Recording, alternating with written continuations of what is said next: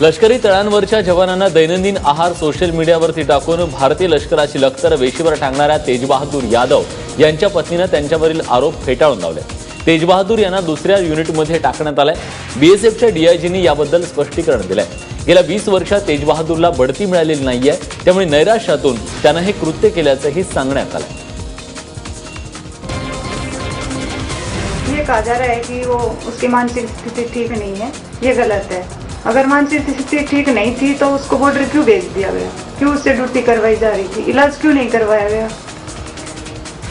अब ये कह रहे हैं कि वो पागल है, पागल बता रहे हैं, कभी उसका रिकॉर्ड खराब बता रहे हैं, कभी कुछ बता रहे हैं। अभी इतने साल से तो कभी ऐसी कोई बात सामने आई नहीं, अब एकदम से सब कुछ सामने आ गया। कानपूरमध्ये 2 वेगवेगळ्या कारमधून प्रत्येकी 10 कोटी रुपयांच्या नव्या नोटा जप्त करण्यात आल्या। नाकाबंदीच्या दरम्यान कानपूर पोलिसांनी ही कारवाई केली आहे। यातली एक गाडी हमीरपूरला जात होती तर दुसरी लखनौला जात होती। या दोन्ही गाड्यांमधील लोकांकडे चौकशी केली असता त्यांच्याकडे एवढी रक्कम जवळ बाळगण्याबद्दलची कुठलीही कागदपत्र आढळून आलेली नाहीत, त्यामुळे ही रक्कम जप्त करण्यात आली आहे। भारत जगातील सर्वात मोठी डिजिटल अर्थव्यवस्था होण्याच्या उंबरठ्यावर उभा असल्याचा दावा पंतप्रधान नरेंद्र मोदींनी केलाय। गुजरातच्या गांधीनगरमध्ये सुरू असलेल्या 8व्या वायब्रंट गुजरात परिषदेत ते बोलत होते। जागतिक मंदीच्या काळातही भारताने चांगला विकास केला, त्यामुळे येत्या काळात मेक इन इंडिया हा भारताचा सगळ्यात मोठा ब्रँड बनेल असा विश्वास त्यांनी यावेळी व्यक्त केला। मोदींच्या नेतृत्वाखाली भारत एका नव्या युगाकडे वाटचाल करत असून गुजरात देशातील एक अग्रेसर राज्य बनत असल्याचं यावेळी रतन टाटा यांनी सांगितलं। We are on the threshold of becoming the world's most digitized economy. Most of you wanted this change in India. I'm proud to say that it is happening before you. You can see this over the last 2.5 years.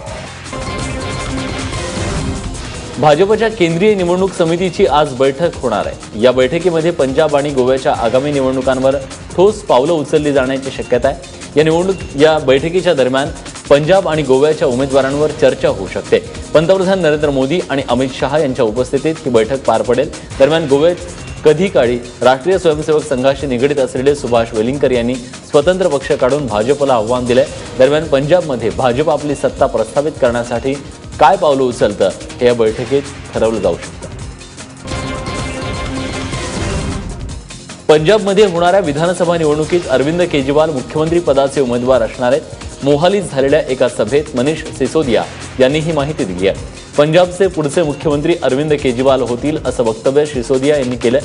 4 फेब्रुवारीला पंजाबमध्ये होणाऱ्या विधानसभेच्या निवडणुकीसाठी जोरदार रणधुमाळी सुरू झाली आहे। नोटाबंदीनंतरच्या 2 महिन्यात बँकांमध्ये जमा झालेल्या पैशांपैकी तब्बल 3 ते 4 लाख कोटी रुपये बेहिशेबी असल्याचा दावा आयकर खात्याने केलाय। तर 80,000 कोटींचं कर्ज जुन्या रकमेच्या स्वरूपात भरण्यात आलंय, त्यामुळे लवकरच या संदर्भात चौकशी होण्याची शक्यता वर्तवली जाते। नोटबंदीनंतर जाहीर झालेल्या आकडेवारीत फक्त 1.5 लाख कोटी रुपयांचा काळा पैसा नष्ट झाल्याची माहिती समोर आली होती। मात्र आयकरच्या या दाव्यात तथ्य निघाल्यास नोटाबंदीच्या निर्णयामागचा जो हेतू आहे तो सफल ठरला असंच म्हणावं लागेल।